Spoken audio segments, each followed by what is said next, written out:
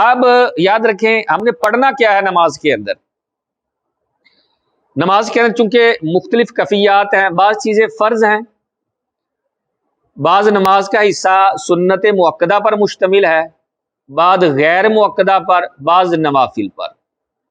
سب سے موٹی بات یہ ہے کہ 2 رکعت نماز چاہے فرض ہے، چاہے نفل ہے، سنت مؤکدہ ہے، غیر مؤکدہ ہے، ان کو پڑھنے کا انداز ایک ہی ہے. پہلے اس بات کو کلیئر کر لیں ہم کہ 2 رکعت نماز برابر ہے، کوئی بھی ہو، نفل ہو، سنت مؤکدہ، غیر مؤکدہ، اور کوئی بھی، اس کو پڑھنے کا انداز ایک ہی ہے. وہ انداز کیا ہے؟ سب سے پہلے جب آپ نے تکبیر تحریمہ کہی اور تکبیر تحریمہ کے بعد جو ہے وہ ثنا پڑھنی ہوتی ہے، یعنی ثنا کسے کہتے ہیں ہم؟ سبحانک اللہ. اس کے بعد تعوذ یعنی اعوذ باللہ، پھر تسمیہ یعنی بسم اللہ، پھر سورۃ الفاتحہ. اور سورۃ الفاتحہ کے بعد اگر آپ بسم اللہ پڑھیں گے تو یہ زیادہ ثواب کا باعث ہے. آپ بسم اللہ پڑھ کر کوئی سورت ملائیں گے، یہ پہلی رکعت کی قراءت مکمل ہوئی ہے. قراءت کہتے ہیں قرآن پاک کی تلاوت کو. قراءت کس کو کہتے ہیں؟ قرآن پاک کی تلاوت. پہلی رکعت کی قراءت کمپلیٹ ہوئی، اس کے بعد رکوع و سجود کا مرحلہ ہے وہ ہم نے سیکھ لیا. اب دوسری رکعت جو ہے وہ آپ نے بسم اللہ سے شروع کرنی ہے اور سورۃ الفاتحہ اور سورت کے درمیان اگر آپ بسم اللہ ملائیں گے تو میں نے آپ کو بتایا آپ کو زیادہ ثواب ہوگا. اگر نہیں ملائی نماز تب بھی ہو جائے گی. آپ نے کوئی سورت ملائی تو اب آپ دوسری رکعت میں تشہد میں بیٹھتے ہیں، جسے ہم کہتے ہیں التحیات. التحیات میں بیٹھیں گے اور یوم یقوم الحساب تک پڑھ کر سلام پھیر دیں گے. 2 رکعت ساری کی ساری اسی طرح ہے. 2 رکعت فرض، نفل، سنت مؤکدہ، غیر مؤکدہ، جو بھی آپ 2 رکعت پڑھ رہے ہیں اسی طرح پڑھ رہے ہیں. بات جو آنی ہے وہ 4 رکعت میں آنی ہے. کس میں آنی ہے؟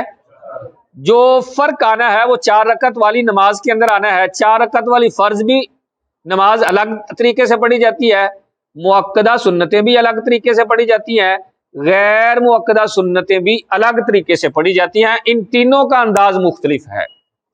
4 رکعت والے جو فرض نماز ہے نا، جیسے ظہر ہے، عصر ہے، عشاء ہے، یہ 4 رکعت والی نماز ہے نا، تو اگر آپ امام کے پیچھے ہیں پھر تو قرات کرنے کی ضرورت ہی نہیں نا، کیونکہ قرات الامام، امام کی جو قرات ہوتی ہے وہ مقتدی کی قرات ہوتی ہے.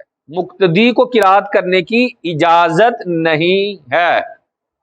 بعض لوگ یہاں روایت پیش کر دیتے ہیں جی وہ نبی کریم صلی اللہ تعالی علیہ وسلم نے فرمایا سورۃ الفاتحہ کے بغیر نماز نہیں ہے. تو بھائی ٹھیک کہا ہے سرکار نے، وہ انفرادی طور کی بات ہو رہی ہے. امام قرات کر رہا ہے تو وہ مقتدیوں کی بھی قرات ہے، گویا کہ یہاں مقتدی حکمن قرات کر رہے ہیں. تو اب فرض جو پڑھنا ہے یہ دیکھیے گا 4 رکعت فرض کس طرح پڑھنے ہیں. پہلی 2 رکعتیں جس طرح آپ نے پڑھی تھی نا 2 رکعتیں وہ اسی طرح پڑھنی ہے. وہ کس طرح پڑھی تھی؟ پہلی رکعت کے اندر ہم نے ثنا پڑھی، ثنا کے بعد اعوذ باللہ، بسم اللہ، سورۃ الفاتحہ، اور سورۃ الفاتحہ کے بعد سورت ملائی اور اس کے درمیان میں آپ کی مرضی ہے بسم اللہ پڑھ لے. پھر دوسری رکعت بسم اللہ سے شروع کر کے سورۃ الفاتحہ اور کوئی سورت. تیسری رکعت فرضوں کے اندر جو ہے آپ نے بسم اللہ پڑھ کر سورۃ الفاتحہ پڑھنی ہے، چوتھی میں بھی سورۃ الفاتحہ پڑھنی ہے. یہاں ایک عمومی غلطی بتاؤں آپ کو، بعض لوگ سمجھتے ہیں تیسری اور چوتھی میں اگر سورت ملا لی نہ تو سجدہ صاحب واجب ہو جانا ہے. حالانکہ یہ غلطی ہے، عمومی غلطی ہے. تیسری اور چوتھی میں اگر آپ سورت ملائیں گے، اکیلے نماز پڑھ رہے ہیں تو اللہ آپ کو زیادہ ثواب عطا فرمائے گا. ہاں ملانا فرض نہیں ہے، اگر کوئی نہیں ملاتا تو اس کی نماز ہو جاتی ہے. اگر کوئی تیسری اور چوتھی رکعت میں سورۃ الفاتحہ کے بعد کوئی سورت نہیں ملا رہا تو اس کی نماز ہو جائے گی. لیکن اگر کوئی ملائے گا تو سجدہ صاحب نہیں ہے اس کے اوپر، اس کو زیادہ ثواب ملے گا. اس کو کیا ملے گا؟ زیادہ ثواب ملے گا.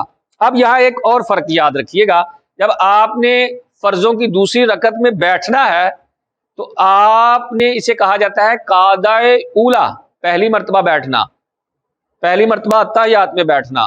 تو عبدہ و رسول تک پڑھنا ہے. فرضوں کے اندر کہاں تک پڑھنا ہے؟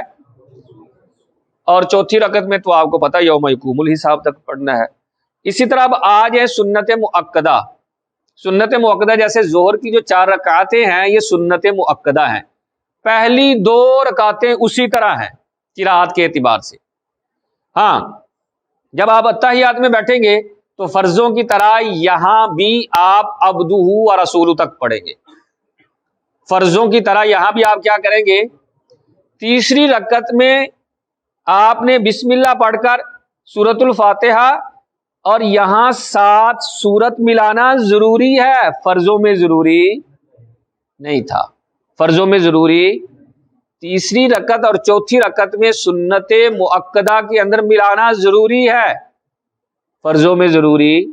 اگر کوئی ملائے گا تو اسے کیا ملے گا، زیادہ ثواب ملے گا۔ اب جو 4 رکعت غیر مؤکدہ ہے یا 4 رکعت مؤکدہ ہوں یا نفل، یہ دونوں کا پڑھنے کا انداز ایک ہی ہے۔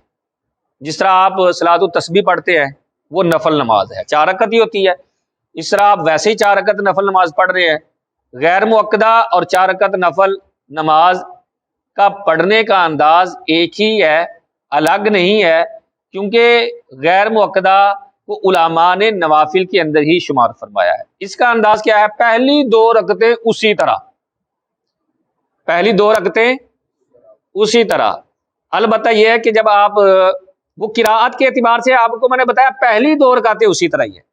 جب آپ تشہد میں بیٹھیں گے جسے ہم پہلے اتحیات کہتے ہیں، پہلے اتحیات کے اندر آپ نے یوم یقوم الحساب تک یعنی دعائے مسورہ کے آخر تک پڑھنا ہے۔ یہ 2 رکعت کمپلیٹ ہو گئی یوم یقوم الحساب پر، آپ نے سلام نہیں پھیرا اور آپ کھڑے ہو جائیں گے، جس طرح پہلی رکعت آپ نے ثنا سے شروع کی تھی نا، تیسری رکعت بھی اسی طرح ثنا، اعوذ باللہ، بسم اللہ، سورۃ الفاتحہ، پھر ساتھ کوئی سورت۔ چوتھی رکعت اسی طرح ہے جس طرح آپ نے دوسری رکعت پڑھی تھی کہ بسم اللہ سے شروع کر کے سورۃ الفاتحہ اور ساتھ کوئی سورت ملائی تھی، اور پھر آپ تشہد میں بیٹھیں گے اور آخر میں یوم یقوم الحساب تک پڑھ کر یا دعائے مسورہ، یوم یقوم الحساب پڑھنا کوئی ضروری نہیں، دعائے مسورہ کوئی بھی پڑھ سکتے ہیں، وہ پڑھ کر آپ جو ہے وہ سلام پھیریں گے۔ اس طرح آپ کی نماز کیا ہو جائے گی، کمپلیٹ ہو جائے گی قرات کے اعتبار سے کہ کس نماز کے اندر ہم نے کیا کیا پڑھنا ہے۔